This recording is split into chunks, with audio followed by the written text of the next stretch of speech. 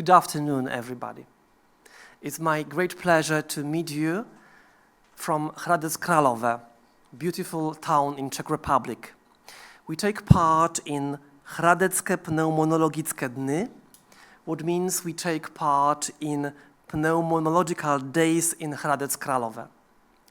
The meeting is organized by PhysioAssist and Inogen company, and we will be discussing new standards of treatment for lung diseases.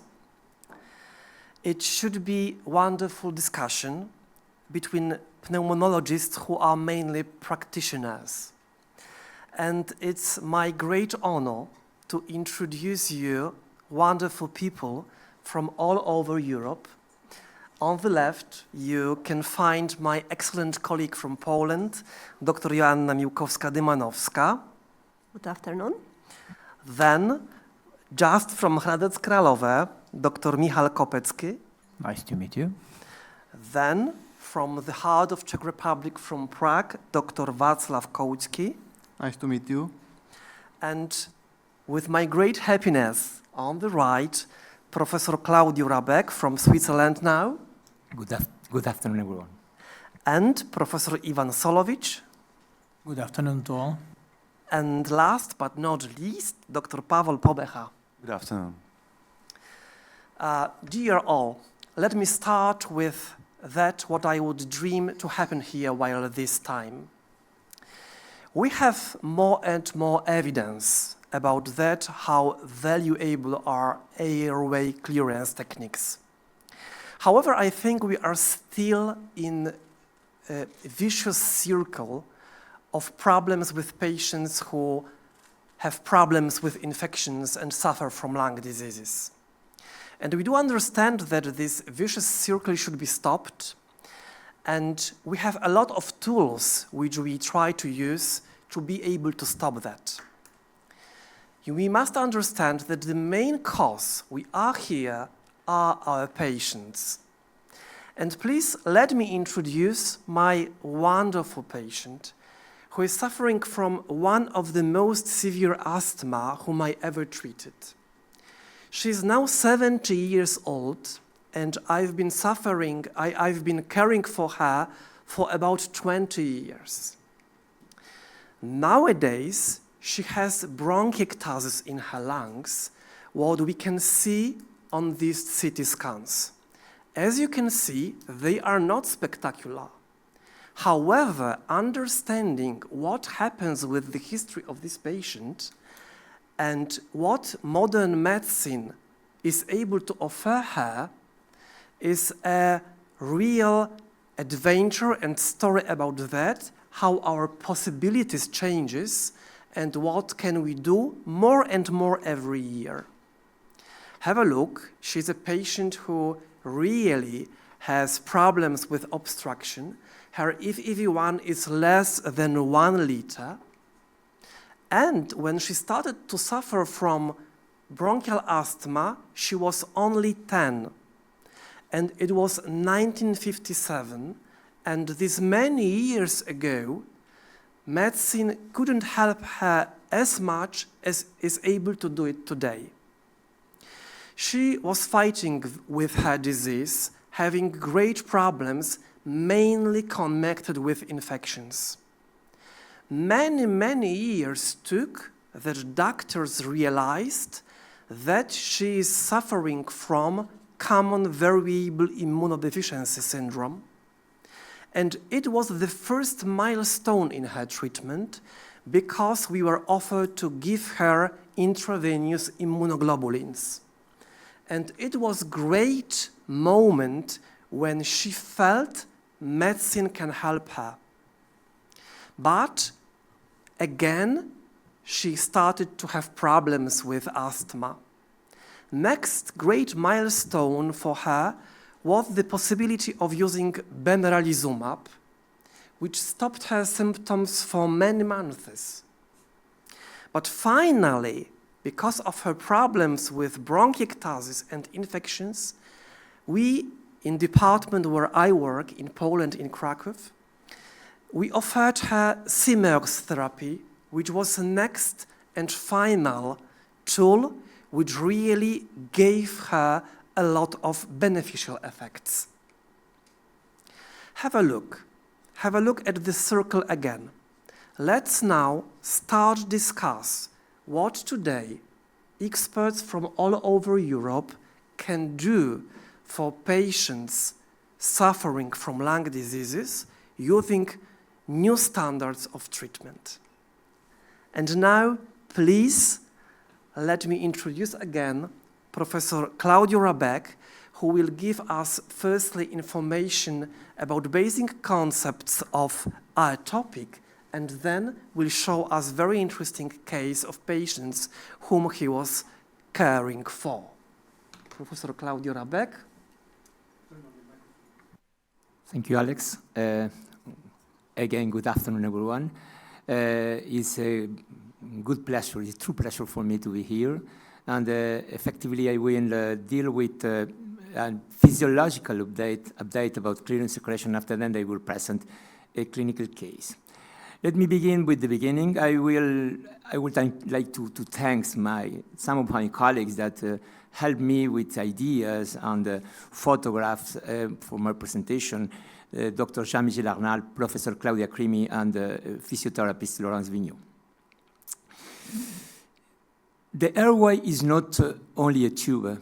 The airway is that allow us to communicate, to our alveoli, to communicate with the environment. And this is a vital function because this tube allows us to breathe and allows us to have gas exchange. But as there is a communication between the lung and the environment, the lung is exposed to exogenous noxa, such as microorganisms, particles, and pollutants that could impose a risk to the alveoli. As you know now, the distal portion of the lung must remain sterile. So this tube, this airway, is able to protect the lung, at the same time giving the possibility to exchange gas to protect the lung against this aggression. And this sophisticated system is based in 3 pillars. The first is mucus production, the second is ciliary activity, and the third is an effective cow reflex. And these 3 functions may act synergistically to impede the lung to be exposed to such type of noxas. Let me begin with mucus production. And mucus production is a physiological function of airway.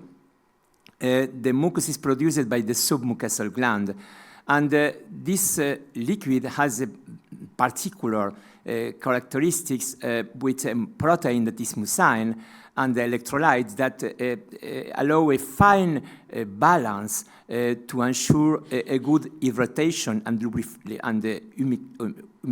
humidification of the airway.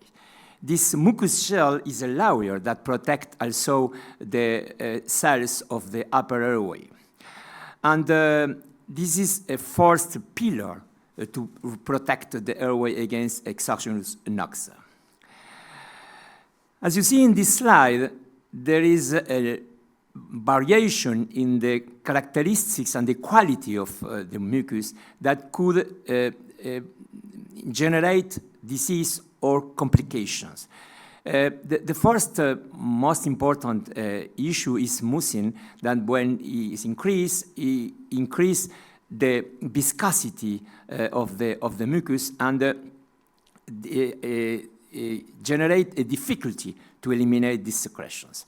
The second abnormality is in the electrolyte balance in this layer that could also produce some complications.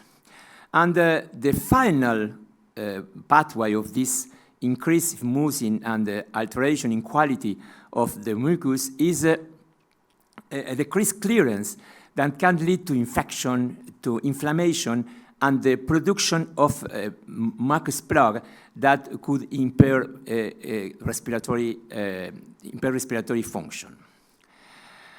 So you can see here, when we moved with healthy state to different abnormalities, the mucus became more and more pathological, and with higher viscosity and elasticity, and it's more difficult to clear this secretion.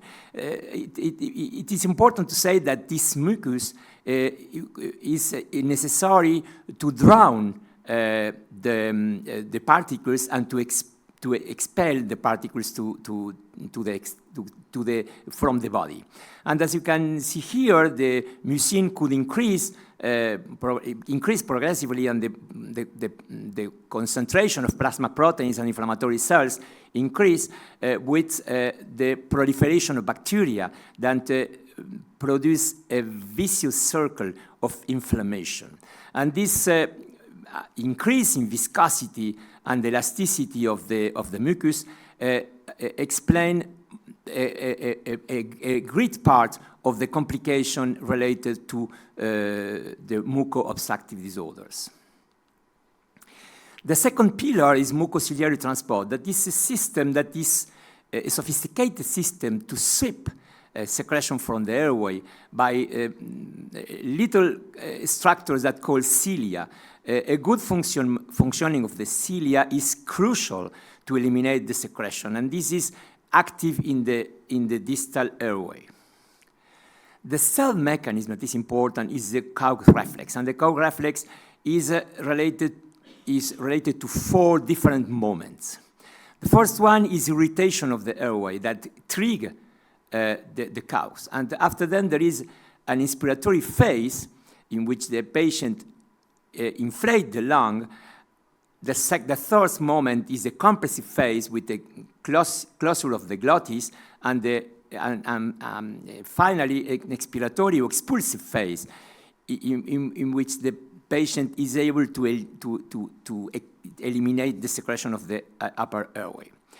It's well known now that the Cox peak flow is a predictor of respiratory complication, mainly in patients with neuromuscular disorders, and a peak flow lower than 240 liters per minute is related to increase in risk of respiratory infection and respiratory morbidity.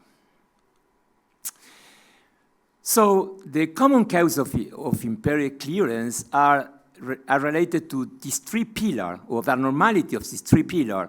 The first one is the mucus hypersecretion, the thickness of the secretions, a dysfunction of the cilia, a Cox that is absent or not effective, and of course all that is clearly complicated when the patient has an artificial airway, such as an endotracheal tube or tracheostomy, because this system shunt clearly the mechanism of defense of the upper airway. So by taking into account this pathophysiology, we have 2 different mechanisms of airway clear impairment. The first one is in the proximal, that is related to a weak Cox, and this is characteristic of neuromuscular and neurologic disorders. The second one is in the distal airway, and in this field, the most important issues are the mucus quality and the mucociliary transport. And this is characteristics in patients with distal affectation of the airway, that is chronic obstructive pulmonary disorder, cystic fibrosis, bronchiectasis, et al. What about the Cox reflex impairment? This impairment could take place in the 4 movements of the Cox. The first situation is, of course, the sufferentation of the upper airway with the lack of sensitivity, and this is clear in patients that inhale, that is not able to defend the lung against the exogenous noxa. The second is patient with the abnormalities in pulmonary function test by reducing the vital capacity, so those patients are not able to inflate the lung. In the third phase, the most important abnormality is glottis dysfunction, because the patient is not able to close the glottis and to generate the compression of the lung and the compression of the air to produce the next phase, that is expiratory phase. And in this expiratory or expulsive phase, again, a pulmonary, an abnormality in pulmonary function test, especially a reduction in vital capacity or in expiratory pressure, is related to to a worsening in the cow reflex. What about viscosity of secretion? You can see here the linear relationship between the mucin concentration and the probability to have chronic airway disorders. This mucin concentration is at the top, increase in primary ciliary dyskinesia, but also in cystic fibrosis because the quality of the mucin, the quality of the secretion are not good because the mucin concentration increase. But also in patients with COPD, this mechanism is very important, and he can perennize the irritation and the inflammation of the airway. Concerning the mucociliary transport, as you know, the paradigm of that is some disorders of the cilia transport, but also in patients with COPD, we can see these abnormalities in mucociliary transport that is more important as a patient in worsening pulmonary function in obstructive disorders. So what are the consequences of this impaired increase? The first one, of course, is respiratory infections. Because the mucus there is a stagnation of the mucus, and there is not clearance of the mucus, and so there is the high probability of infection. But also we can have the obstruction of the airway by this thickening mucus, by we call mucus impaction or even atelectasis. This is related also to dyspnea and increase in hospitalization, and in some cases, in patients that are not able to be managed without with the current treatments, we need to perform for this patient tracheostomy, especially when the cough reflex is impaired. How to assess this secretion burden?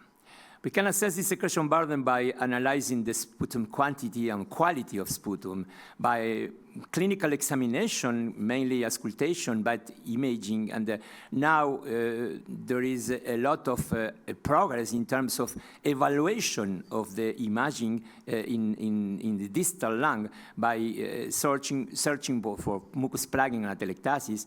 In the proximal airways, the most important tool is the use of peak cow flow. And as I explained before, less than 240 liters per minute is related to increase of risk of respiratory infection. In some cases, we need to perform bronchoscopy to clear secretion, but this is very anecdotal in clinical practice. But before the bronchoscopy, we have some techniques that are able to clearance the airway and to help the clearance of the secretion. And when the problem is in the proximal airway, there are some techniques that are able to improve the cow flow by using the IPPV, by using the percussion, or mainly the most important of this technique is to insufflate and to exsufflate the patient, to simulate and to produce a cow effort. In the distality, there are different techniques that we will deal with in the next slides. High flow nasal therapy, oscillations, and the technique of SIMEOX, that is intermittent intrapulmonary deflection technique. Let me explain quickly each one of these techniques. Cow flow augmentation is only to make as a patient, that is to inflate and deflate the lung to produce cows and to increase clearance secretion. And this is provided now by different ways. We can perform manual insufflation, we can perform NIV, but air stacking, that is the increase of tidal volumes until total lung capacity to inflate the lung. But the most interesting tool is the mechanical insufflation and exsufflation. Intrapulmonary percussive ventilation is able to increase vibration in the airway and to produce a movement that is more or less the frequency of the cilia to to help the upper airway to clear secretion. An innovative technique now available is the intermittent intrapulmonary deflation technique. In this technique, we apply a negative pressure intermittently at 12 hertz during only the expiratory phase. You can see at the right of the slide a graph of the flow, the high frequency flow, that allows to modify the rheological properties of the bronchial mucus and to improve clear secretions. Last but not least, we have high flow nasal therapy that have different mechanism of action, but the most important one in terms of clearance secretion is the humidification of a thick secretion that allow or to favor the clearance secretion. In the second part of my presentation, I will present you a clinical case of a 37-year-old male that is not risk, no smoker, no alcohol, but he present lower lobe bronchiectasis by unknown etiology. We don't know where this bronchitis appear, but the evidence that this patient in 3 years presented 6 episodes of infectious exacerbation. This is a history of the patient. As you can see, during the 6th exacerbation, he presented also an episode of hemoptysis without hypoxemia. The clinical case was complicated with the pulmonary basilar tuberculosis that we treated successfully with quadruple therapy. And at the end, he was colonized by Pseudomonas aeruginosa that was treated by inhaled colistin. In September 2024, this patient was hospitalized for infection exacerbation with hypoxemia. You can see at the left the CT scan that shows an impressive bronchiectasis with mucoid impaction, predominantly at the left, but bilateral one. And as you can see, that is not only the huge bronchi that are full of secretion, but also there are the little mucoid impacts in the peripheral airway that explain that this patient is very dyspneic and this patient is in respiratory failure. So we began antibiotic therapy and intensive respiratory physiotherapy. The patient present as complication bronchial bleeding that need embolization, and he was transferred to intermediate care unit because his inability to clear secretion and the worsening of this dyspnea and hypoxemia. We tried a lot of techniques to clear secretion, chest physiotherapy, vibrating PIP device, NIV, and intrapulmonary percussive ventilation. And despite that, these patients remain very ill with secretion clearance that remain ineffective. And we try in this patient an intrapercussive expiratory technique. And this is the step on implementation. This technique is only an expiratory technique, and it's very easy to understand, to be understood by the patient, very easy to use. We can vary the power of the device and check the efficiency, and we can evaluate the number of cycles performed in the memory of the device. So the idea is to provide to the patient a session of 10 respiratory cycles with 45 seconds of rest during 15 to 20 minutes. The patient became autonomous in 2 days because the technique is so easy to be performed by the patient. And it doesn't need a lot of learning method. So we introduced 2 sessions a day. The patient was autonomy on the second day and controlled by respiratory physiotherapist. The patient tolerated well this technique. There is not fatigue, was an improvement of MMRC score from 4 to 3, and the patient was able to return home with this device at home, and the expectoration, that is the clearance secretion, was come back to the usual level. And 6 weeks after, we performed a new CT scan, and the result was surprising and impressive. And as you can see here, that the bronchi that were filled by secretion were most of them clear, not only in the most important, in the cylindric bronchiectasis, but also in the peripheral mucus impact. As you can see, mainly at the right, there is a reduction of the lines in the lung, and these lines, there are bronchi that are full of secretion. So the question is mucus plug, and what are mucus plug? Mucus plugs is the consequence and the complication of an increased mucus production and viscosity combined with impaired mucus clearance that led to obstruction of the airway. You can see at the right an image of the mucus plug in distal airway. This is an image that was I thanks to Claudia Crimi for this image, and it's very impressive to see that. And we are able now with modern techniques to evaluate the lung in each section of the lung to assess the importance of this mucus impaction. And in fact, this mucus impaction are the consequence of low airflow rate that are insufficient to transport hyperconcentrated mucus. And the use of techniques that increase this airflow rate and modify rheological condition of the secretion are able to improve a clearance secretion. When a mucus plug is present, there is a reduction in expiratory airflow, increase in air resistance, the air trapping, increase of wall of breathing because hyperinflation, worsening of ventilation perfusation inequalities, and this led to hypoxemia.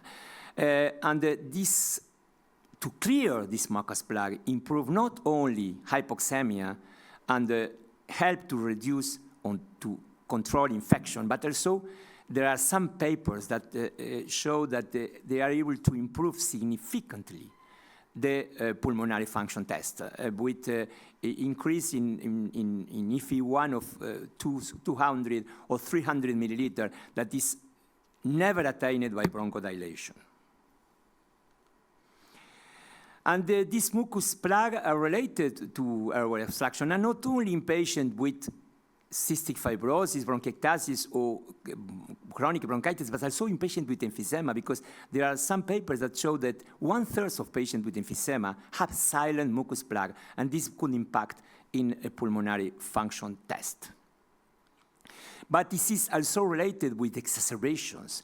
That is, the more the mucus plug in the lung, the more the probability to have clinical exacerbations. And last but not least, in this very interesting paper published for Diaz in JAMA 2 years ago, there is a clearly relationship between the quantity of mucus plugging, but using the mucus plug score category, that is the analysis of the lung in sections and to evaluate the number of sections that are affected. And when the number of sections that are affected by the mucus plug is increased, there is an increased mortality in this COPD population. So, as a conclusion, I can say that secretion clearance is vital in acute and chronic care. And the airway clearance is impaired in patients with respiratory disorders, not only in classical patients with respiratory disorders such as bronchiectasis and cystic fibrosis, but also in patients with COPD and other etiologies, and we will deal with that in the presentation of my colleagues in the next time. It's very important to understand the mechanism of this improvement, this worsening of the clearance to determine the optimal treatment. If the problem is in the proximal airway, we need to improve co-efficiency. But the problem is in distal airway, we need to improve mucus quality, mucociliary transport, or to change rheological characteristic of mucus and remove mucus plugging. And this technique of SIMEOX is a very interesting tool because it's a physiologically based mechanism of action, improves clearance secretion both in distal and proximal, and is the only tool that is able to act at both mechanisms. Is more effective and faster than other techniques and less fatiguing, and is easy to use because the patient has only to take the mouthpiece and to breathe inside, and this is all. And this technique has a main interest for clearance secretion in fatigued patients with dyspnea that limits the ability to clear secretion by using the conventional techniques. Thank you very much. Claudio, thank you very much. It was great. As always, I learned a lot. I'm sure that you showed that physiology and pathophysiology is very complex, sometimes complicated, but it was spectacular for me to understand that there is a relationship between plaques and mortality, because it suggests that our fight with plaques and our activity which we want to do now is valuable because it is something what may be a tool to decrease this mortality. Of course, we have not nowadays enough evidence to say that, but it suggests we should do our best to go this way. Thank you. When we were preparing this meeting, I was discussing speakers with Madame Marguerite Michel, and we were wondering if we should touch aspect of children. And when I realized that my patient whom I started with our meeting today was only 10 years old when she started to suffer for her disease, I understood, yes, we must have someone who cares for children. And it is this moment when I want to ask Dr. Wacław Kołczki to start his presentation and say us about his experience with SIMEOX and children. So good afternoon, and thank you for the invitation to this interesting meeting. Please could you send me the pointer to change the slides? Yeah. So thank you for this invitation and the possibility to share my experience with the SIMEOX treatment in pediatric patients. I'm from Motol University Hospital, from the Department of Pediatrics, and we closely cooperate with our colleagues from the Department of Rehabilitation and Sports Medicine, and I would like to show you some of our indication for SIMEOX. To start with, I would like to show you our clinical approach to SIMEOX treatment. So we consider SIMEOX as a step-up therapy in patients with severe forms of chronic suppurative lung disease, mainly in cystic fibrosis, primary ciliary dyskinesia, and also other forms of chronic suppurative lung disease, such as airway instability, primary immunodeficiencies, etc. Of course, we have also cases of chronic suppurative lung disease of unknown etiology. Not all of our patients are already in the stage of the bronchiectasis, but most of them suffer also from the bronchiectasis, so there is an overlap between these two diagnoses. We consider SIMEOX as an additional treatment to standard chest physiotherapy, which standardly contain hypertonic saline inhalation, in some cases also some additional drugs to inhale, for example, DNAs or antibiotics. And of course, all the patients need to perform regularly their airway clearance techniques. For example, they use different devices of the positive expiratory pressure systems or oscillation PEP systems or autogenic drainage, or combination of these techniques as judged by our expert physiotherapists. When we are speaking about the pediatric patient, what is very important important is the cooperation and gaining some cooperation from the patient, because the technique how you perform the chest physiotherapy is very crucial, and it greatly depends on the age of the patient and of course also on the experience of the child with the medical environment and the ability of the personnel to get a good relationship with the patient. So as a rule, we perform SIMEOX mainly in children from the school age on. However, in selected cases, we may also try it in the preschoolers, but it's on the individual basis. It depends on the child itself and of course on the experience of the personnel. How do we prescribe SIMEOX in Czech Republic? So unfortunately, we don't have regular reimbursement for SIMEOX in Czech Republic, but we may made a special request for the approval of this therapy. It's on individual basis in selected most complicated cases, and in most of them we are able to negotiate with the insurance company to have the reimbursement. However, there are no standardized criteria for the prescription, so it's based on the individual basis. Fortunately, we are also able to offer this therapy to our patients during the acute exacerbation, because we have 2 devices in our department which are available for our patients who are either hospitalized, for example, for the IV antibiotic treatment, for example, in CF or PCD when there is an exacerbation, or we may provide this device to home for this patient for 1-2 months when they are properly trained during the hospitalization, and then they may continue at home. Moreover, there are different patient clubs or patients associations which also support these patients with chronic lung diseases, and they are also able to provide these devices for some time. So basically there are two options how to prescribe SIMEOX, so on-demand therapy or long-term home therapy, I have outlined in this slide. With my colleagues in our department, we also wondered if we are able to add some evidence to the indication of SIMEOX in patients with primary ciliary dyskinesia, and that's why we designed this study, which was focused on the short-term effect of chest physiotherapy with SIMEOX on lung ventilation inhomogeneity and other aspects of lung function.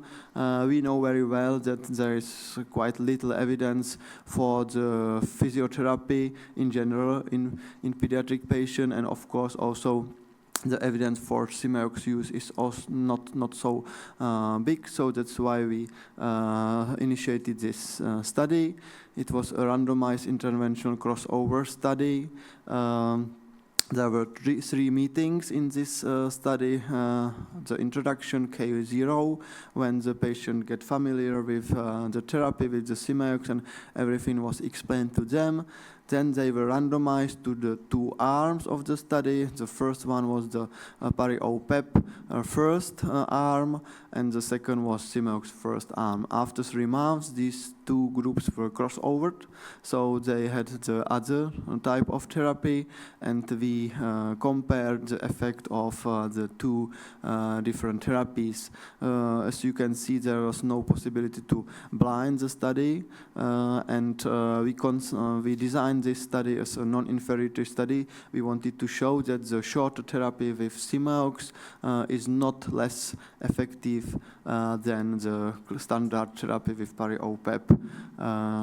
Here you can see our study population, so it was focused on patients with primary ciliary dyskinesia. We enrolled only patients with confirmed diagnosis, that means conclusive electron microscopy findings or genetics. The age span was from 4 years to 18 years, because we were focused on the pediatric patient and we wanted to have a good cooperation. That's why we didn't go to the younger category.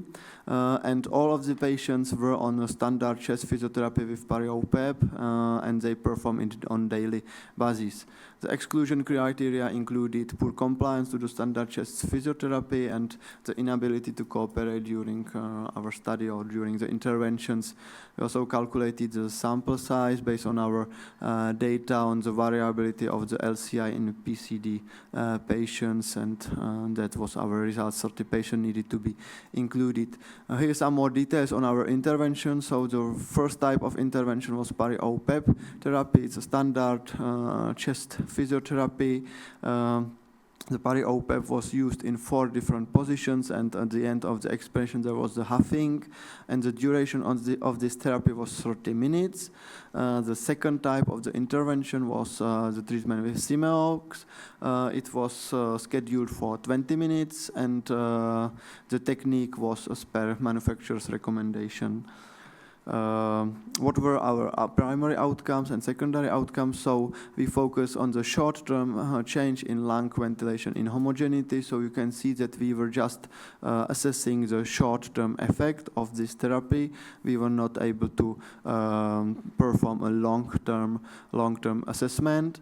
So we used the lung clearance index as a primary outcome. It was derived from nitrogen multiple breath washout, and it was targeted to the small airways, the most peripheral airways, because we know that in PCD patients the disease starts mainly in the periphery of the airways, so that's why we didn't want to use spirometry as the primary outcome, because there may be less sensitivity of the FEV1 and FVC and the standard parameters taken from the spirometry.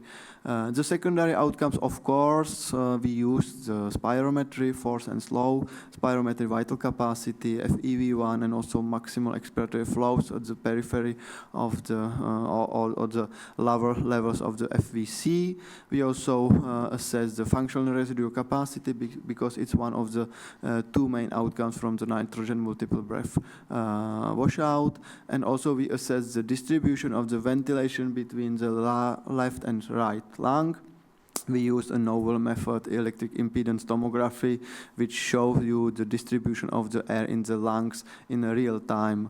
Of course, our physiotherapists also added some outcomes, and they assessed the respiratory amplitudes in different levels of the thorax, and also they measured the change in thorax configuration.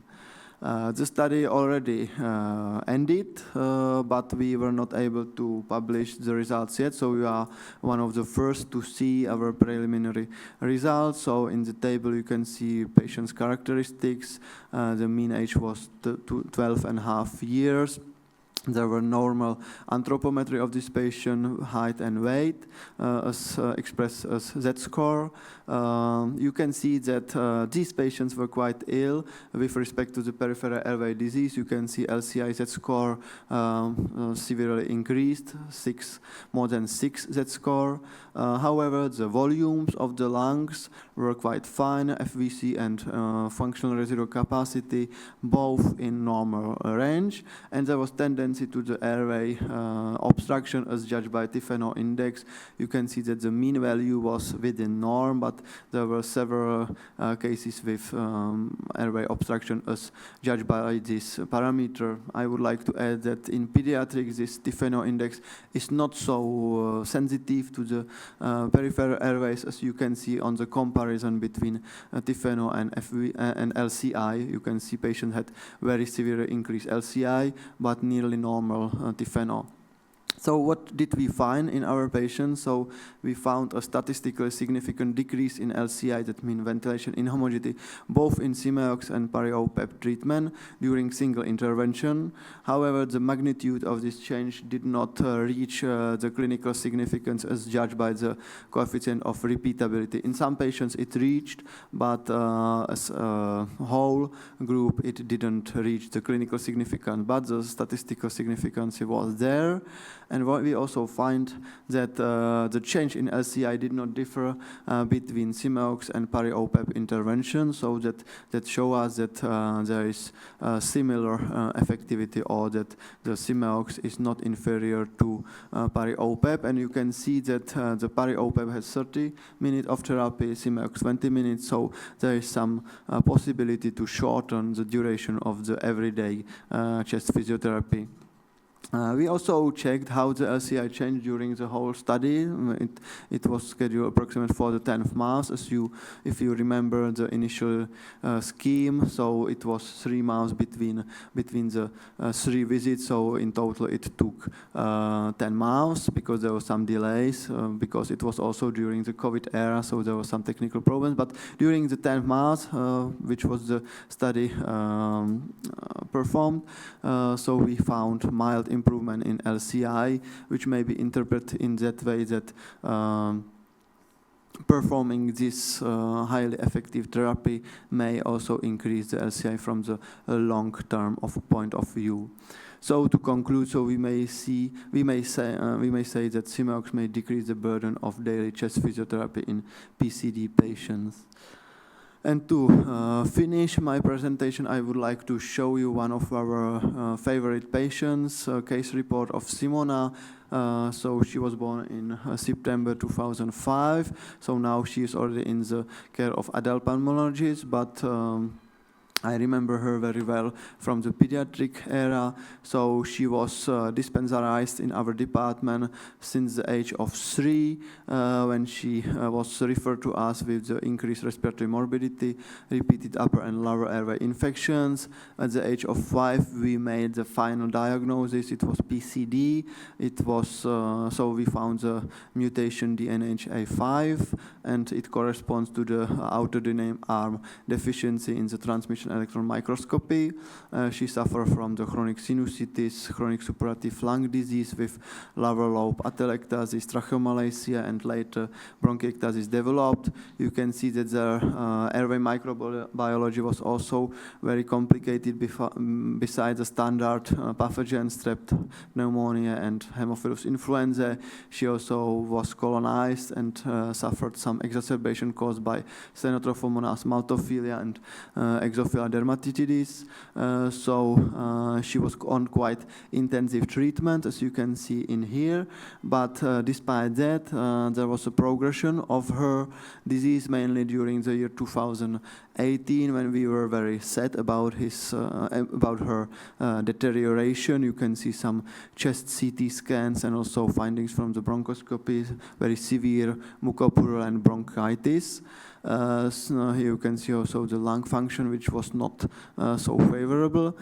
So that's why we decided to escalate her therapy. So she underwent several courses of antibiotic therapy.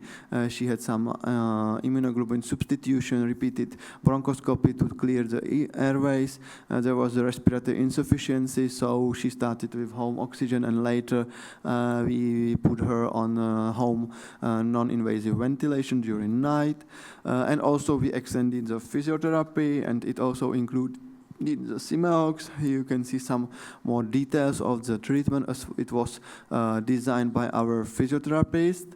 And here you can see the results of our intensified efforts.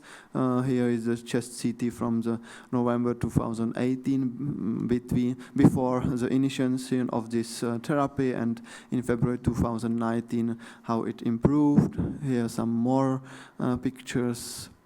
You can see that in general the bronchiectasis could not be removed, but as shown previously, the mucus plugs could be partly cleared. Here you can see the lung function, that we were able to stop the deterioration of the lung function, and even to gain some more percentage of her FEV and FEV1 and FVC. So to conclude, SIMEOX may be an effective add-on therapy in children with different forms of chronic suppurative lung disease and bronchiectasis. There are different application schemes based on the individual needs of our patient, and based on our preliminary results from our study in PCD patients, SIMEOX may shorten the time of physiotherapy and may help prevent chronic respiratory muscle fatigue. So thank you for your attention. Dr. Wacław Kołucki, thank you very much. Thank you for that you showed us how to build evidence we needed to understand more, and thank you for this excellent case proving effectiveness of your work. My dear audio audience, please remember that you can ask the questions, and please do that. We promise to answer all. even if we are not able to do it after our presentations, I promise and we promise that everybody who will ask the question will get the answer via mail if it will be necessary. And now I want to take you with our journey with SIMEOX to a completely different topic, which seems to be very interesting for me, because Dr. Michał Kopecki, who will be next speaker, will tell us now about his experience with SIMEOX as a tool which helps early recovery among surgery patients. You are welcome. Thank you for invitation. I am from the small department in our university hospital, so we have only 21 beds where our patients lie. And also we have our IC unit where we have 8 beds, and that's why where we use really the physiotherapy. And why we use the physiotherapy? Because we have the acute problems in our patients in our IC unit, and also in our pulmonary department, and also we work with our patients who we take care of several diseases in our ambulatory tract. And we have very good cooperation with our physiotherapists, and we use your cooperation to prevent many risky factors who can worsen our patients. So here are the mentioned because it was mentioned before. And we mainly have the men, and these persons are middle-aged, and this is mostly treated in our department. And this is a story of the man who is a 72 years old man. He suffered from diabetes, hypertension.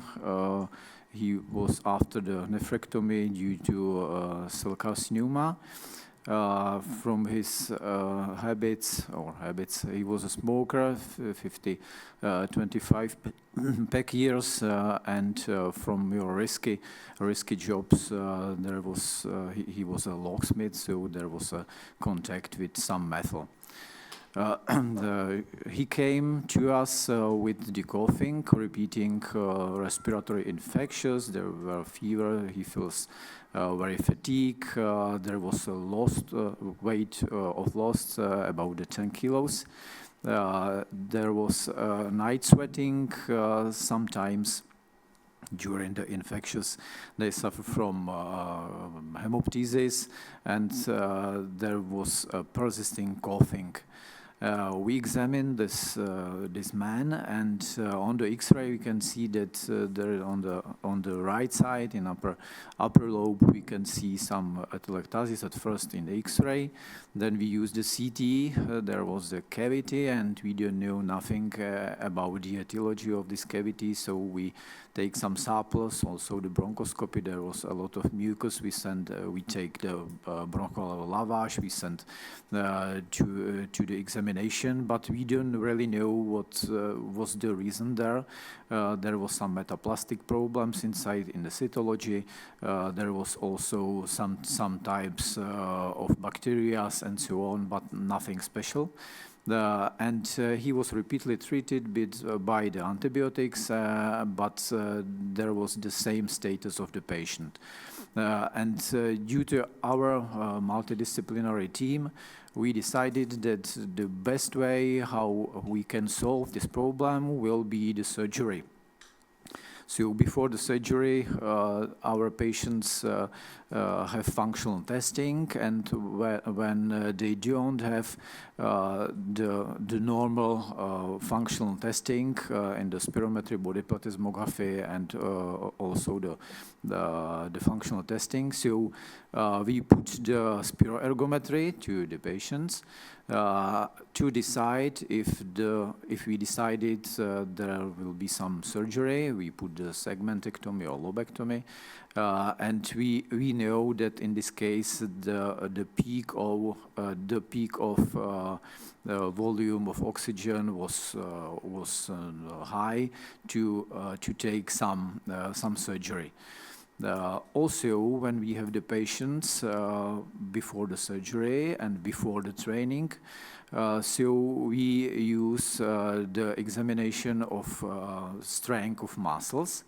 And now we can see that a lot of our persons have the very weak inspiratory, also the expiratory muscles, and there was very fatigue during this procedure. So we have to take care about the increasing of the strength of muscles, and we use a lot of techniques. So if our surgery said that there is the indication of the surgery, so we are able to take only segmentectomy or lobectomy or pneumonectomy, and if we have the time to the surgery, so we use the ERAS protocol. But if the situation is very risky from the carcer, or we don't know about the etiology, so we don't have so much time to put the ERAS protocol and to train the patient before the surgery. So we have only short time to increase or educate the patient for some expectoration, because we know that the increasing of mucus after the surgery and also during the hospitalization, the patients very worsens when they are not very prepared before the surgery.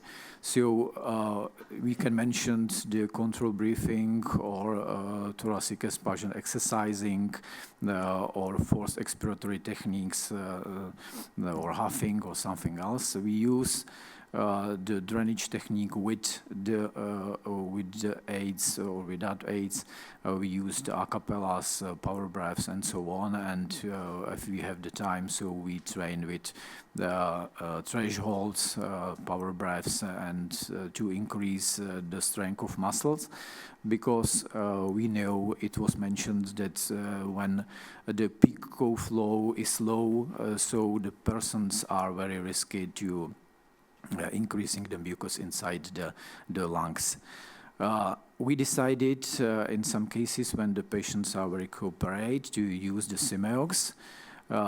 We know that there are some contraindications, but there are the relative contraindications, and we have only a small amount of patients when we use the SIMEOX.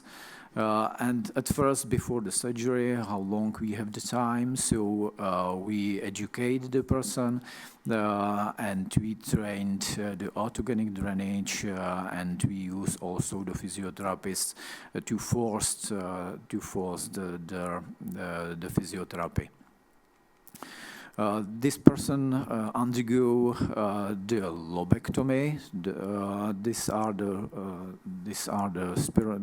is the spirometry after the surgery, and there is also the reduction, but we put the one lobe outside, so it's normally there is no obstruction, and we continue with the using the SIMEOX after the surgery, and he trained very well. This is the scar on the left. This is the X-ray after the surgery, so we can see that the upper lobe is outside, and there was location other lobes in the atypic positions, and also on the CT we cannot see new cavity.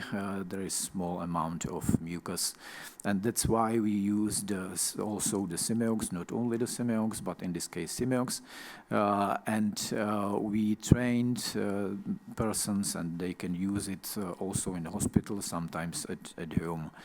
and it's very helpful and it's comfortable for our patients. I'm not sure, yeah, this is the video. At first,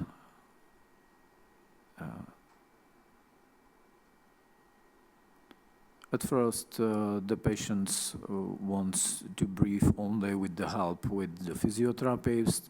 We can use the fixed position. Also, we used, in this case, he's sitting on the gym ball, and also we can force more strength, and we can more focus on the expiratory muscles in this case.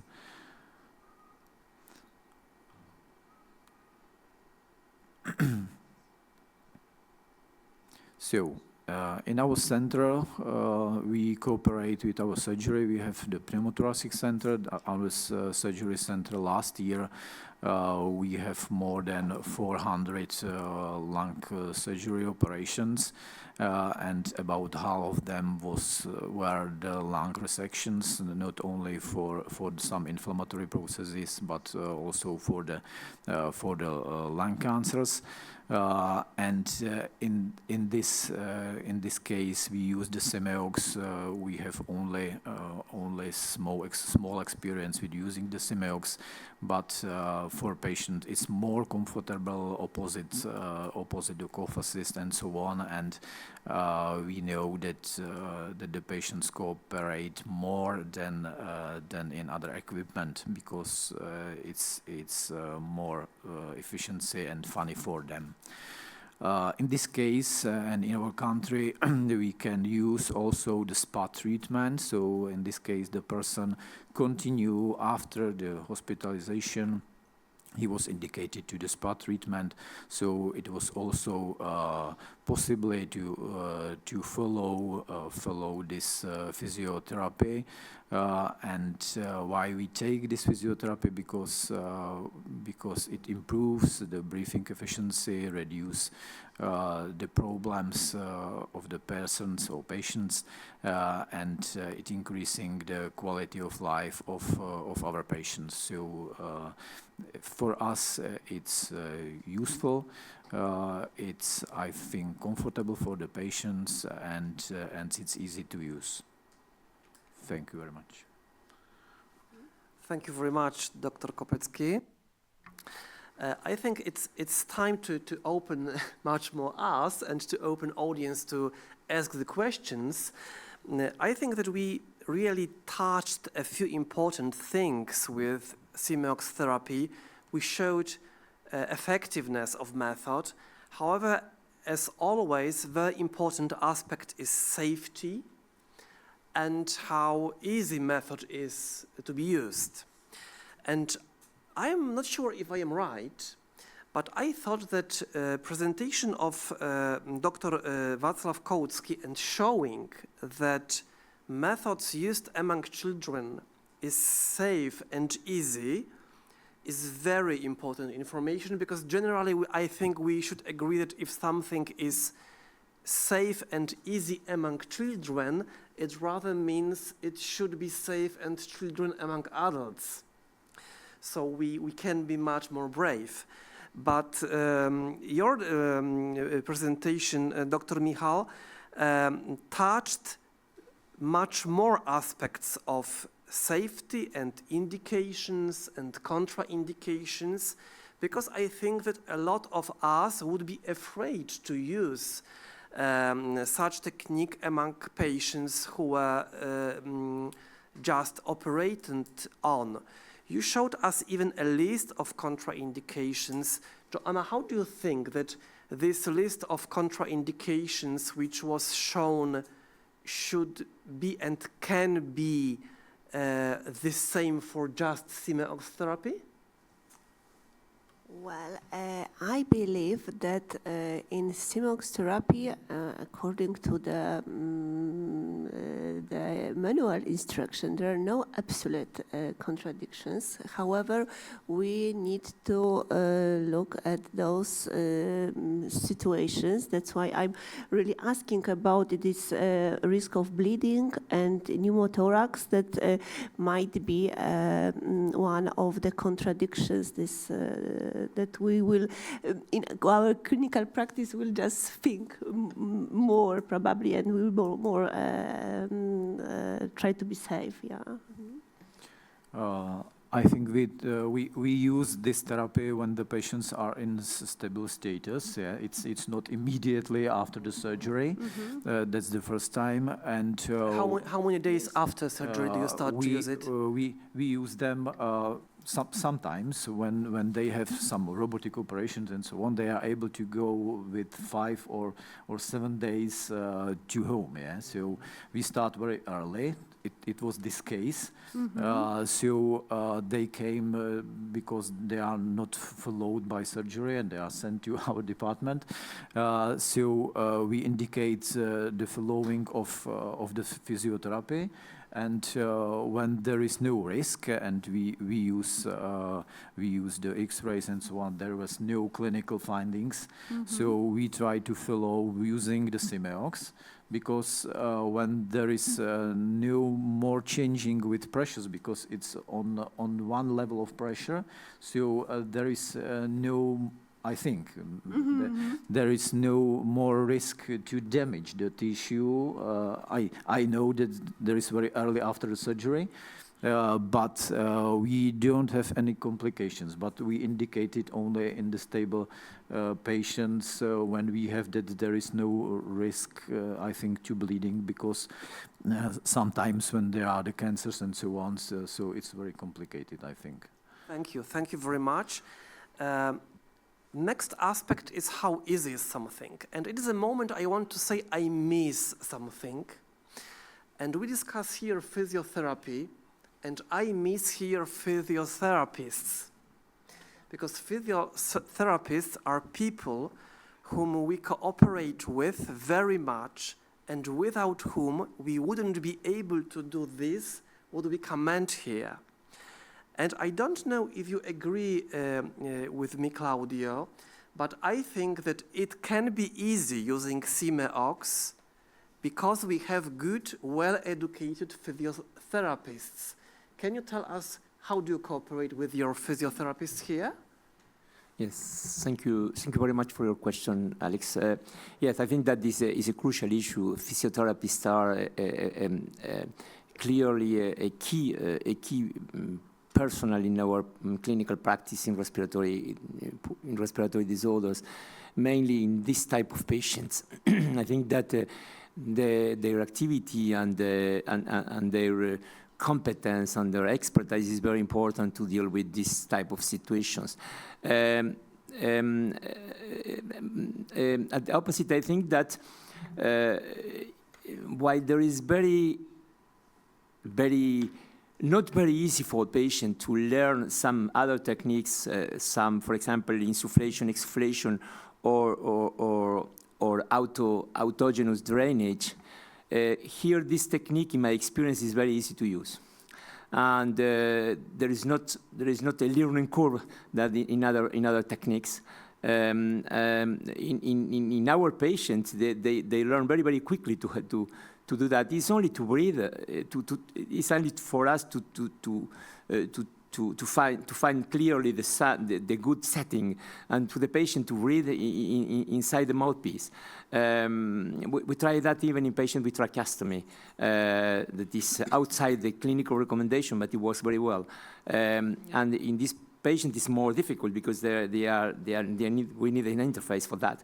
But I think that differently from other techniques, the presence of physiotherapists is always, of course, very important.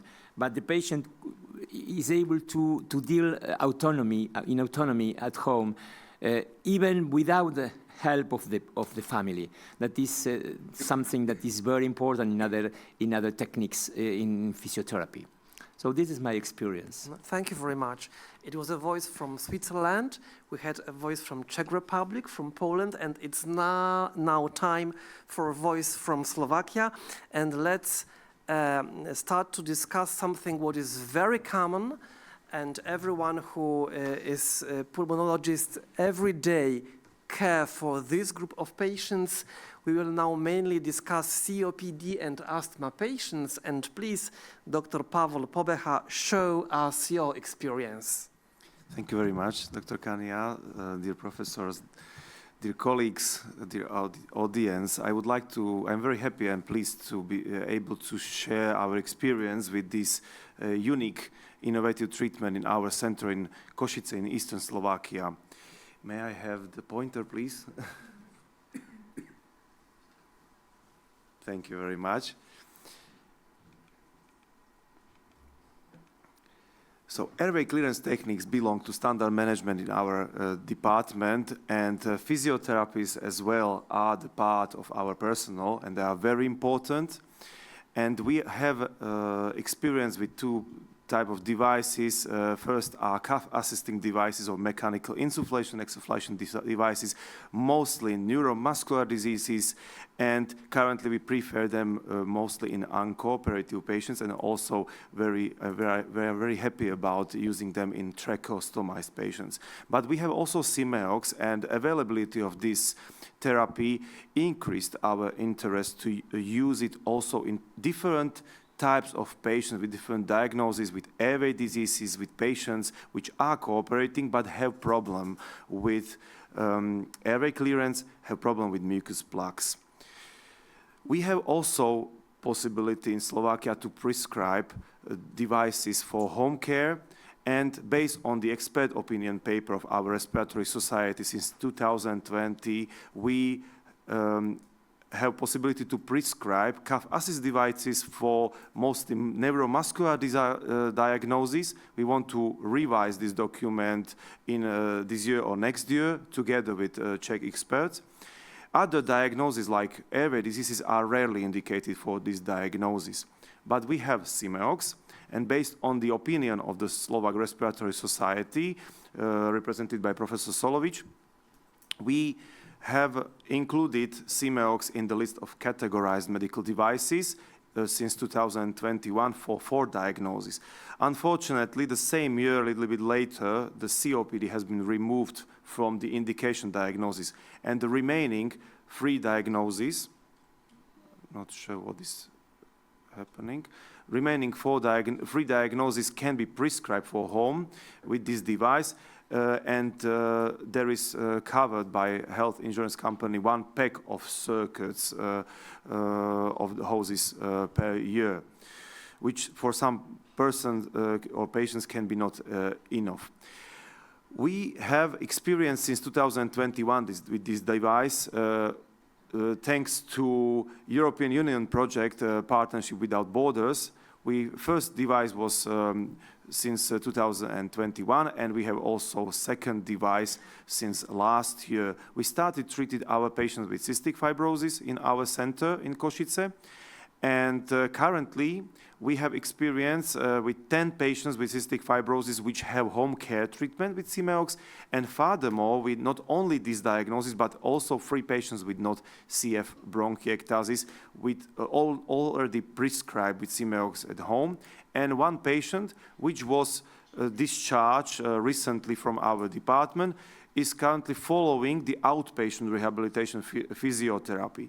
This outpatient rehabilitation physiotherapy started last year in the rehabilitation department in cooperation with our department, and it comprises complex pulmonary rehabilitation, 10 visits, including SIMEOX therapy, and we indicate patients with CF, also non-CF bronchiectasis, and we plan to include also patients with COPD this year.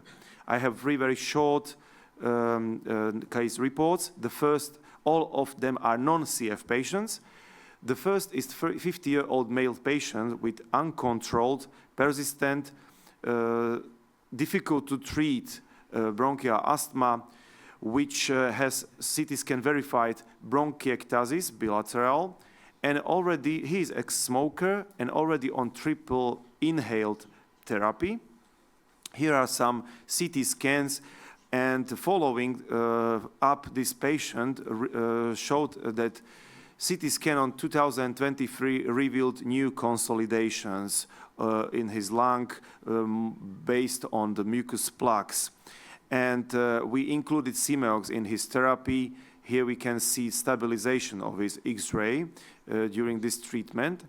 Before this treatment, he suffered from repeated outpatient-treated exacerbations more than 5 times per year, included 2 hospitalizations. After this treatment, there was only 1 hospitalization and significant reduction of ambulatory antibiotic use. This patient is colonized, as many of our patients, with Pseudomonas aeruginosa bacteria, but there is also reduction of hospitalization and patient symptoms improvement. Second patient is 26-year-old patient, also with bronchial asthma, also suffered lately with or before with Mycobacterium avium. She's allergic to antihistamine, to dust, pollen, tomatoes, and milk intolerance, non-smoker, and CT scan verified dystallatotic changes in her lung. I will show it here. On the left side, you can see that there are some dystallatotic changes, also bronchiectasis, and this finding on posterior anterior X-ray, we will see it later, is hidden behind the hard shadow. This is the problem because normally we perform only the X-ray. Here in CT scan in 2024, the CT scan revealed the progression of these atelectasis, cylindrical and varicose bronchiectasis, and also in the right middle lobe, new finding of the atelectasis. And we can see that after SIMEOX was induced in the therapy, there was a substantial regression of these findings. This is the finding, as I mentioned on the X-ray, that hidden behind the hard shadow, we were not able to see before the incipient condensation, but there was a progression of these shadows in 2022, and currently we can see that there is a regression of these shadows. This patient suffered also from repeated outpatient-treated exacerbations and hospitalizations, subjective chronic feeling of phlegm and a lot of coughing, expectoration. After implementation of SIMEOX in this treatment, there was only 1 outpatient-treated exacerbation only with pure antibiotics and a significant relief of symptoms. The last case is a 56-year-old patient, interestingly, with histologically confirmed non-UIP interstitial lung fibrosis, recurrent pneumonias, bronchiectasis, which were verified, also some allergies, colonized by Pseudomonas aeruginosa. And this patient, during the follow-up on X-rays, there was finding of progression of the shadows, which were not compatible only with pure fibrosis. And CT scan revealed new consolidations, bronchiectasis, and also some GGOs. We prescribed this patient with SIMEOX, and after, this was not the fibrosis, because after this treatment we can see that there is a significant regression of these shadows, which were possibly because of these mucus plaques. Patients suffered from repeated outpatient exacerbations and hospitalization. After SIMEOX treatment, there is 0 exacerbations. So I can summarize that SIMEOX has proven its effectiveness in clinical trials, and we have our own good clinical experience. There is increasing awareness of this treatment. In Slovakia, we have position papers and publications, and patients which are aware of this treatment prefer and also demand this treatment, and they are not only cystic fibrosis patients.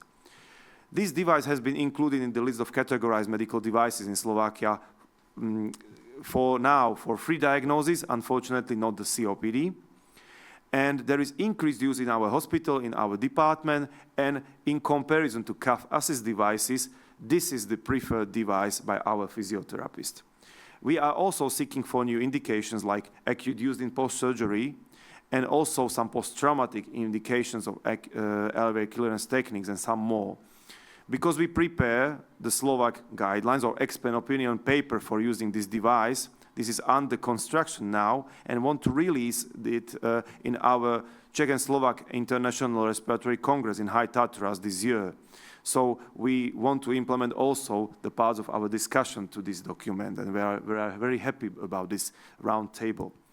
And this is how artificial intelligence sees SIMEOX in the future. I really want to thank you for your attention. Thank you very much, Dr. Pobeha. It was very nice to hear your experience. Now I want to invite you to a wonderful place.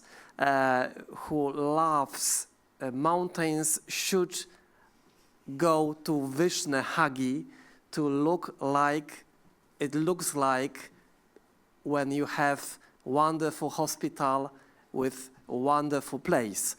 Professor Ivan Solovic, feel invited to introduce us your experience with SIMEOX.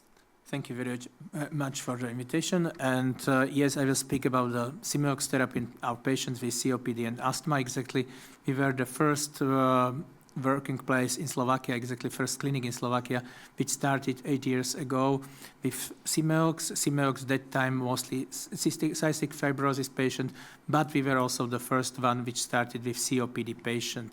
Exactly, this is what we know, that SIMEOX allows the patients to perform long and passive expiration by successive low pressure signals, and we know that between each low pressure signals the patient is reconnected to the atmospheric pressure, which combined with passive expiration avoids physiological airway collapse, the main obstacle to the congestion of the peripheral airways.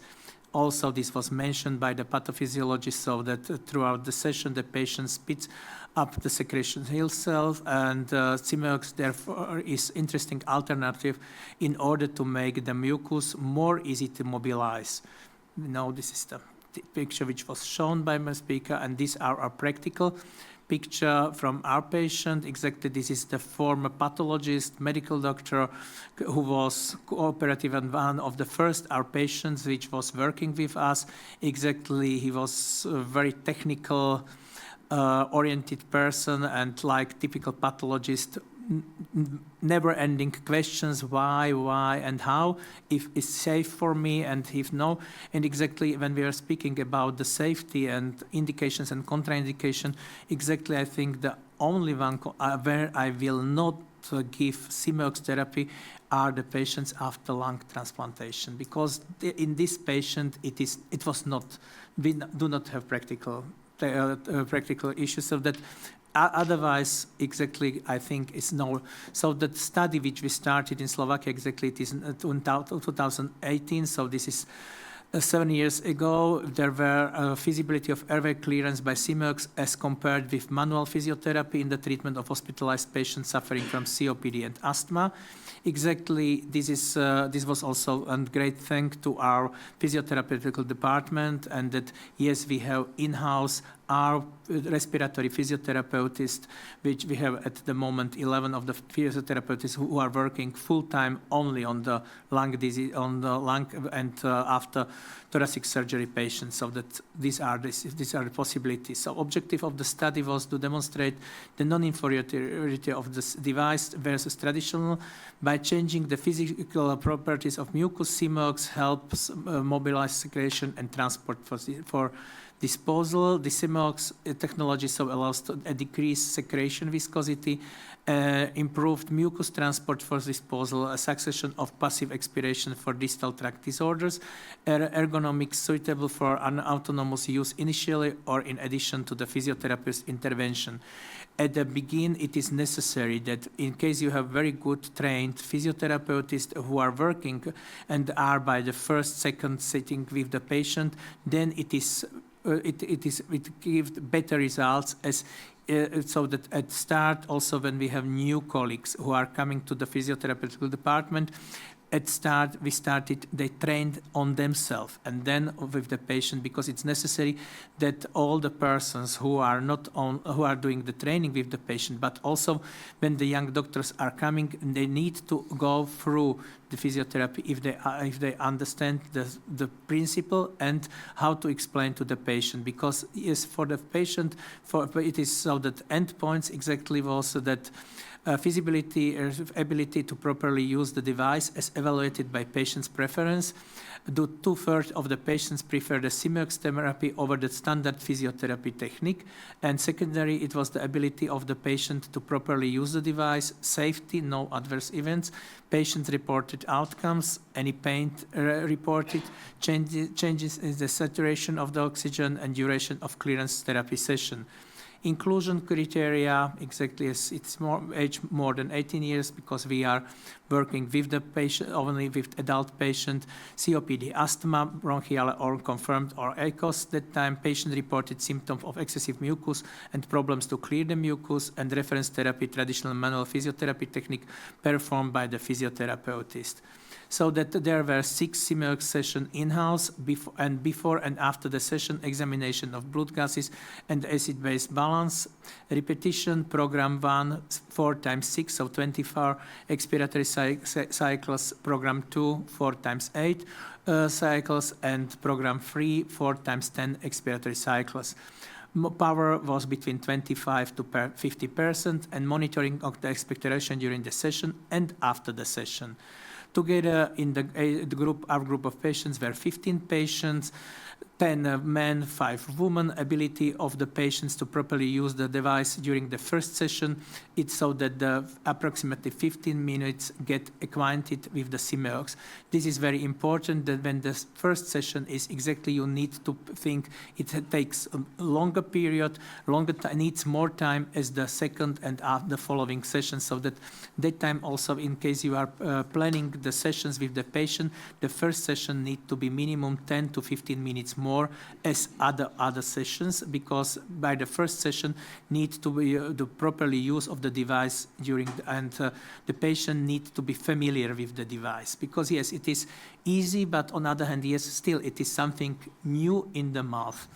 Patients reported outcomes, no pain reported in our group. Changes in the saturations were plus 0.4 to 1.4 kilopascal improvement, and duration of the clearance therapy session were between 15 to 25 minutes. These were the analyses of the group of patients that time, so that you can see that exactly sessions, all the patients use number of sessions were 6, and how they were accepted by the patients.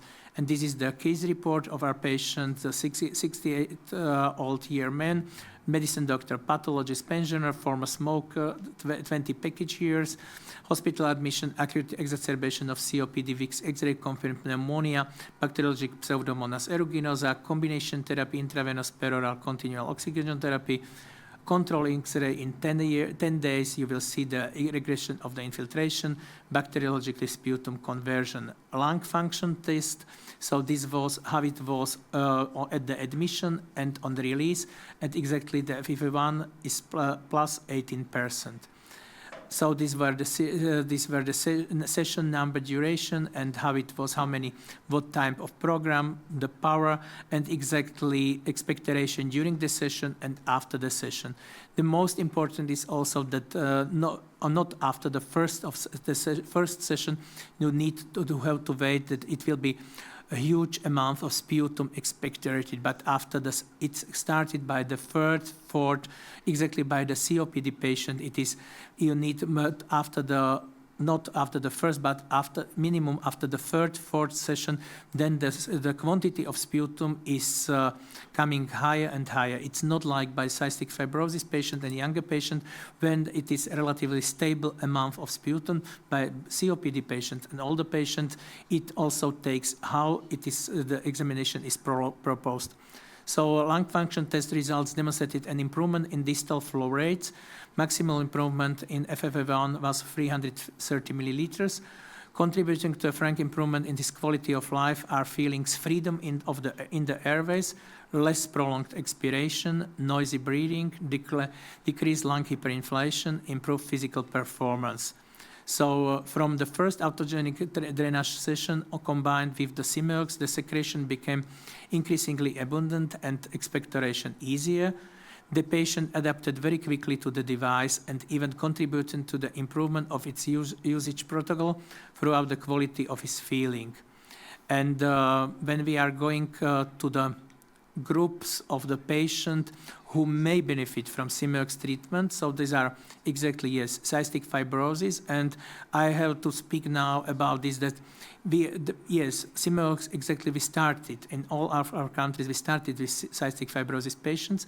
At the moment, the patients are falling down with physiotherapy because, yes, we have the new treatment for the patient, but still, it is necessary that the patient need to think that, yes, physiotherapy will be benefit for him because they cannot stop all the physiotherapy.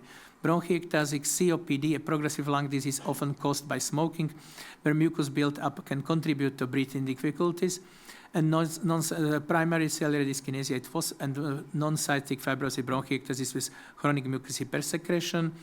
Potentially new group who may benefit also asthma patient with mucus hypersecretion, like it was mentioned by the first patient, first case report here.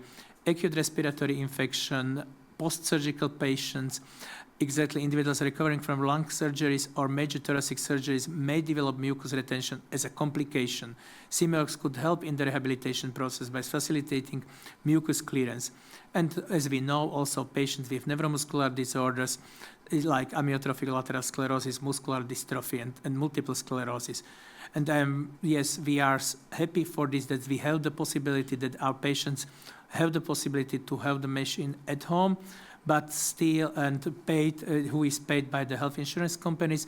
But on the other hand, yes, COPD patient, we would like to add back again, as it was in the start, but it's a little bit longer run for longer distance because it is with the health insurance companies, they do not fully agree by the COPD, smoking, and so this is the never-ending discussion.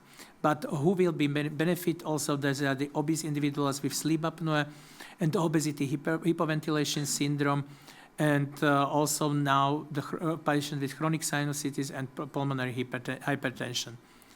And with the flows of the picture of our mountains, how it was after the Easter, exactly, these are the picture from Monday morning. So many thanks to your attention. Thank you very much, Professor Solovic. I could visit Vishnahagi once, and I am really very impressed with that, what you do. Thank you for this comment about looking for potential new groups who can benefit from SIMEOX therapy. But there is one aspect which you touched, and I want to ask all of you for. I work in a center where we do not transplant the lungs, and I am completely unexperienced with lung transplant patients. But do you know if there is any experience with SIMEOX therapy with this group of patients in Switzerland, Poland, or in Czech Republic? Do you know anything? In our department, we don't have any experience with transplant. There are transplant in Prague and Brno. Okay. So not in our university hospital. Oh, well, maybe I will add something. Maybe I not work in a center who is experienced with lung transplantation. However, I send lots of patients to the lung transplant centers, and well, I'm in a contact with them, and I know that SIMEOX therapy is there a huge and interesting tool that helps the patient, and even well, we discussed that the patient may be taught how to use it before the lung transplantation, and I hope I will just show you why in my presentation. Okay, fine, thank you. And Switzerland? Yes, thank you. Yes, we transplanted our center. I am not aware of our experiences post-transplantation, but I don't know why there will be contraindication from transplantation to use the device. Maybe someone can explain me. In pre-transplantation, yes, it's possible to use in some patients with bronchiectasis or cystic fibrosis, but I am not aware about use of that in post-transplantation. I can ask to my colleague that take in charge of those patients, but I am not aware. So it's interesting. It should be discussed, and we can see that it's open area. Also, may I comment to this? So in pediatrics, we have very few transplant patients, but I think that the main contraindication or the main worry about that would be the resistance of the anastomosis after the surgery, but when everything is healed, so I think that there is no problem. Indeed, we have a few patients with cystic fibrosis after lung transplant, and we did SIMEOX in them. Yeah. Thank you, Dr. Kołucki. Great. I think that we were of opinion that bronchiectasis and SIMEOX, it's mainly area of patients with problems with obstruction, but I understood that also restrictive diseases are a group of diseases where bronchiectasis can appear.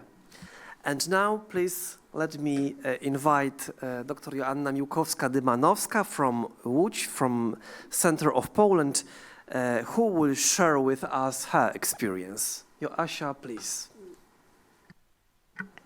Thank you for your kind invitation, and I welcome one more time everyone. Well, I would like to talk today about my experience and emerging perspective that I observe in my life and my clinical practice.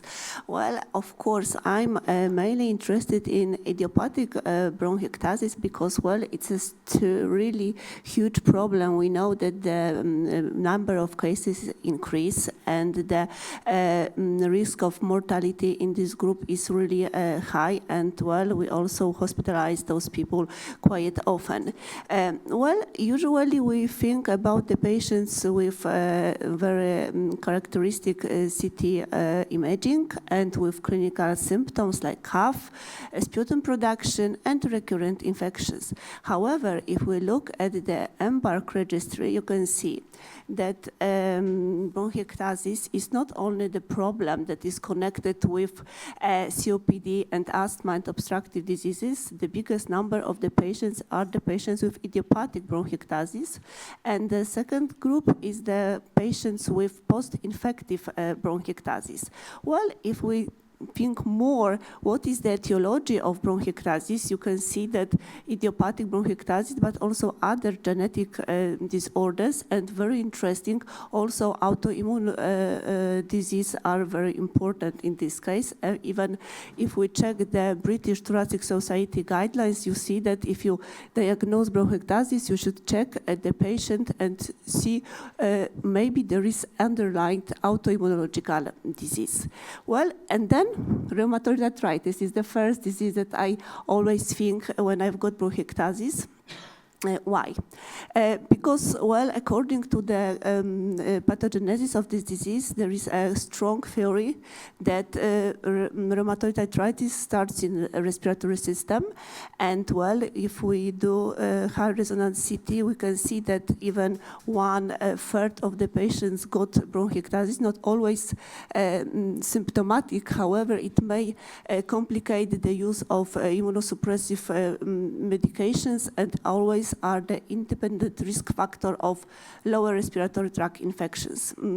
Well, also, if we do a high resonance CT, we can also find the early stage or just interstitial abnormalities, and later we can also see the typical changes that are for interstitial lung diseases, and well, we know that this group of patients got the higher risk of death. What's interstitial lung diseases? It is diffuse, non-infectious, non-malignant disorder that affects mainly parenchyma, however, also vessels and, very important, bronchioli. ILD, it's, more than 200 entities, very heterogeneous group of patients. And, well, we know that the symptoms are also very non-specific, like in bronchiectasis, dyspnea, fatigue, cough. And, well, the problem might be inflammatory, like the picture that I'm showing you, the pattern of non-specific interstitial pneumonia and, well, gland grass opacities that are typical for inflammatory disease. However, the progress of disease may be into fibrotic. And then the bronchiectasis, traction bronchiectasis, and central traction bronchiectasis are very important, and I believe that is also the symptom of the problems that they progress. The cough and the dyspnea and respiratory failure is the problem in this case. Well, it might look like the previous one, or I just showing you the other my patient with restrictive disease with sclerodermia and ILD, and you can see that the changes are here also with fibrosis. However, also we see huge bronchiectasis that are the ending stage of this problem. Well, so I showed you the patients with progression of fibrosis. Now I'm trying to show you the other case that might be in a lung parenchyma. We may have alveolar damage, and those patients with alveolar hemorrhage requires usually quite intensive care and immunosuppressants, chemotherapy. Those patients are treated for 6 months, and sometimes after the main active phase, after induction of remission, we've got the patient with stable state and with controlled autoimmunological disease. However, the damage after the treatment might be like in this case with a huge bronchiectasis. So, just to sum up, well, the patients may progress into a problem with bronchiectasis, maybe some kind of complication after the treatment, and we may have the other diseases that just will be with flare-ups, like in hypereosinophilic syndrome or EGPA, so where the cough, dyspnea, and hypersecretion of the mucus might be recurrent and might be the first symptom of the disease, and then eosinophilic inflammation in airways might be the first symptom, but remember it's the disease with multi-system organ involvement, so sometimes we may miss those symptoms. And well, the last example of the patient is the patient that I treated in my SIMEOX therapy in 2021. And well, I'm showing you the lady when she was in her in 2019, when she mainly got problems connected with bronchiectasis and well, bronchiectasis and some kind of fibrosis that progressed. And the lady was with cachexia, respiratory failure, and well, the problem with her fibrosis, with her cachexia, and with her hypoxemia was so severe that the symptoms were at rest. So the dyspnea was at rest, MRC was 4 almost all the time, and she started having very acute exacerbations with infections, and then adding the rehabilitation with SIMEOX really helped. May need to reduce the chest discomfort, and well, I'm showing this as a case because I believe that it was so significant. The chest discomfort almost disappeared. So at the beginning of the treatment, the lady got 10 and said that in the scale VES was maximum, and after the treatment was completely 0, so disappeared. However, the tiredness and exhalation problems stayed because she really suffered from ILD disorder. Well, that's my experience. So I believe that the patient needs some kind of precision medicine, individualized therapy. And I can show you now one of the latest review that underlined that it was written by ILD experts that treating ILD, it's not all ILD, but also we should just think more about the comorbidities and well treat them at the same time, and well it should be some kind of tailor-made approach to the problem. So we not only focus that it's only COPD. Probably if there's COPD with bronchiectasis, we should treat the patient according to the rules to those diseases. And the same, I think, is in ILD. If you've got ILD and you see that the problem is with cough and mucus plugging in distal airways, maybe we should try some kind of innovation, just because it's the treatable trait for those patients. And I think that we need more data, and maybe we're sitting here right now to just produce a new research and study to prove our work. And I hope that this discussion will help us to find out new research ideas. Thank you very much. Joasia, thank you very much. It was excellent. I think that two words which started with I are my favorite from your presentation. The first one is individualization, and the second is innovation. I think it is something what you touched very precisely. My dear, making connections and finding solutions, it is something what I like very much working every day. And meeting with you let me feel I can do it today. So thank you for your presentations. But very important people are these who now listen to us and watch us. So maybe let's check if we have any questions. Okay, I have first question, and I think it will be for you. I want to ask you about monitoring of patients with bronchiectasis. Can you tell us what are the tools to monitor these patients whom we treat with bronchiectasis and, for example, with SIMEOX therapy?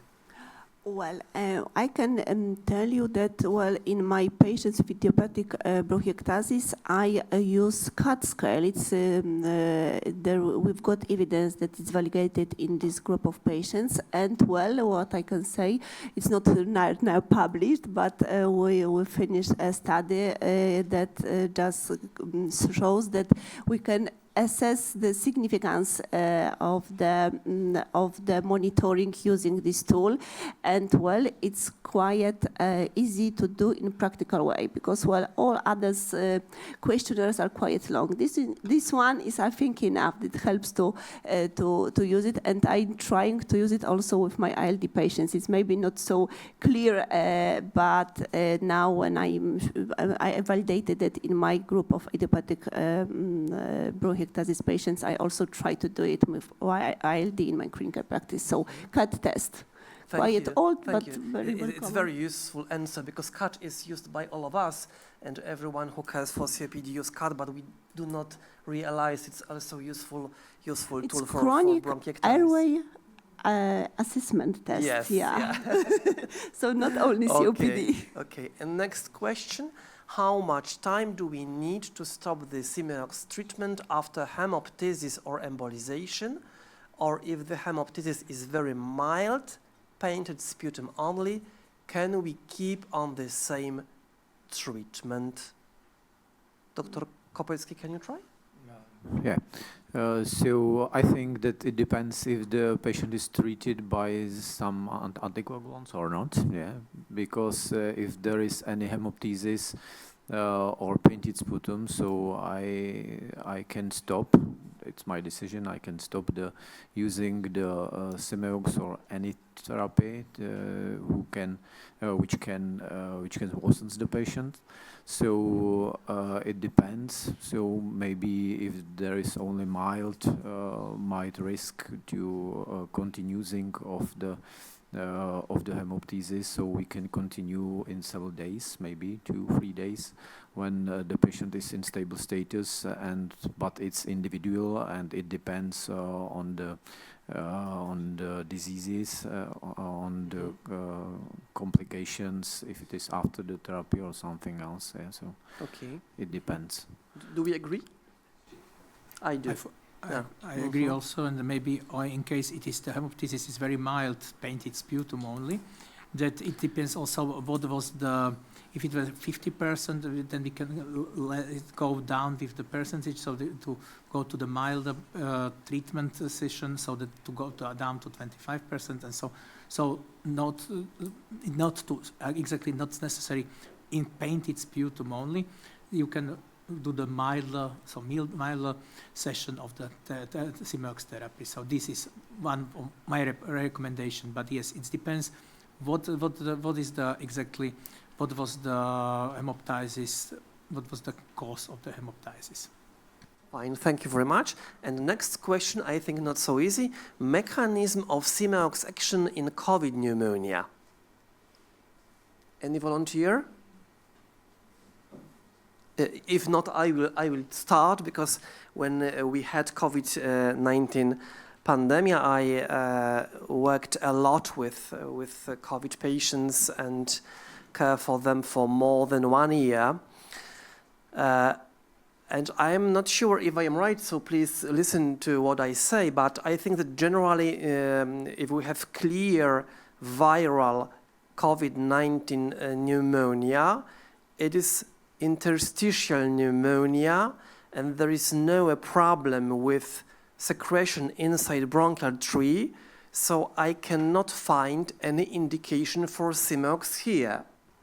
But of course, if I have a patient with coexisting problems like bronchiectasis, it could be a place where standardly SIMEOX therapy could be used. I completely agree.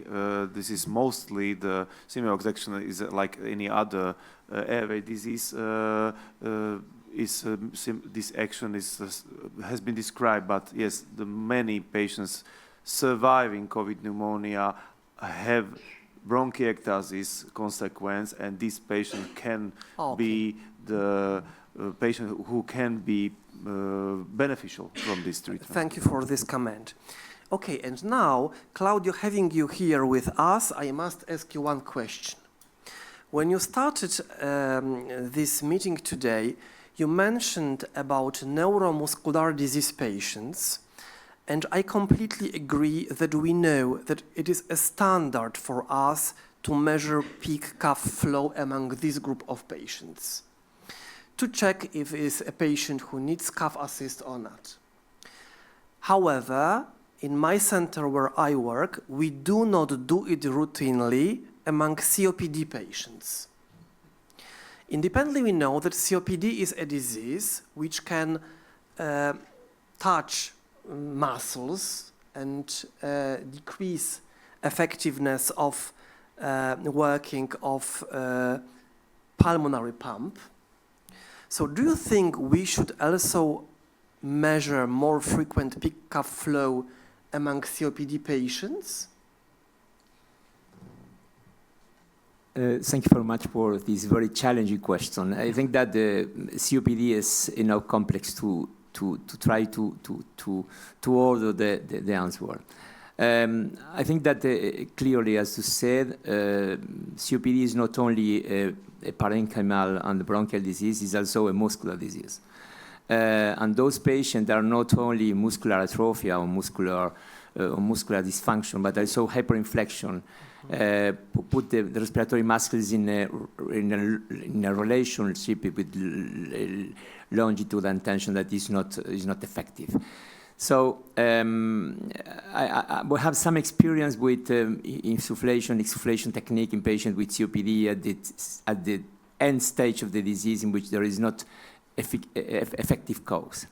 The problem is that maybe this technique of SIMEOX could be useful because those patients have in general mucus impaction that are clearly not taken into account in the management of them. And I think that now we have a paradigm that changed. That is, we are reading, we are seeing, we are regarding in the deep lung when we analyze in COPD patient, not only in terms of bronchodilation, but also in bronchial emptying.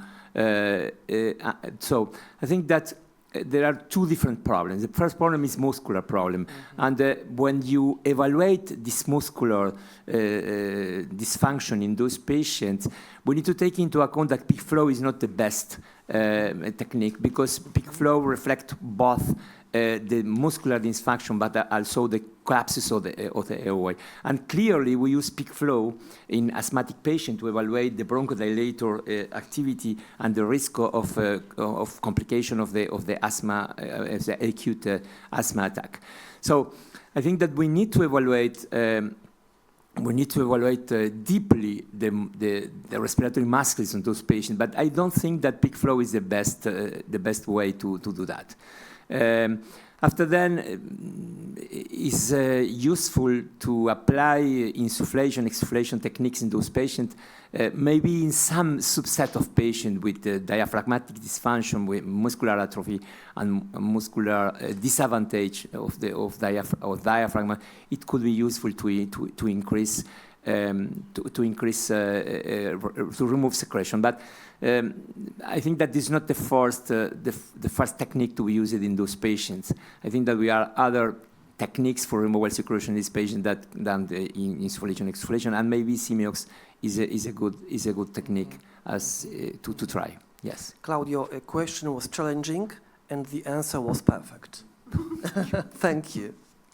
My dear, now is a time for a promise.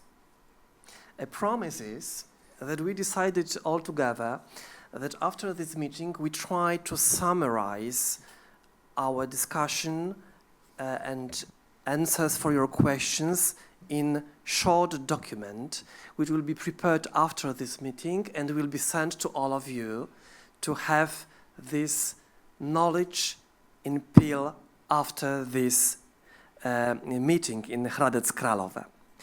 Now it's time to summarize. It's not so easy because a lot of different new ideas appear. However, I think that I am sure we started to stop our vicious circle, which I started with. I think we can agree that it's not possible to treat patients with lung diseases without physiotherapy. I think we can agree that airway clearer techniques are crucial among patients with bronchiectasis. I think that we agree that SIMEOX therapy is a unique technique which can be beneficial among various groups of patients, and we should always think about individualized therapy where SIMEOX should be taken into consideration. We have data about improvement of mucus clearance, improvement of lung function, increased physical activity, reduction of respiratory symptoms, and improvement of health-related quality of life thanks to using of SIMEOX therapy. We should agree that SIMEOX therapy is a successful solution and should be always thought about whenever we have a patient with bronchiectasis, independently on that, what caused this bronchiectasis. I am looking at you. I agree. I can see smiles. So I think it's time that we are on perfect time to finish this meeting. Thank you, all of you. It was a privilege for me to meet so excellent speakers and to have these 2 hours together with you, which passed very shortly for me. And thank you, first of all people who came here and all internet audience visitors who took their time to be with us for these 2 hours.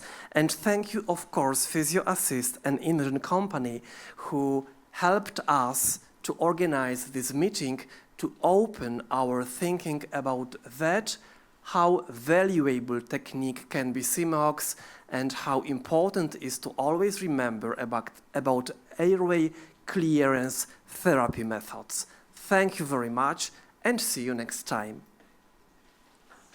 Thank you.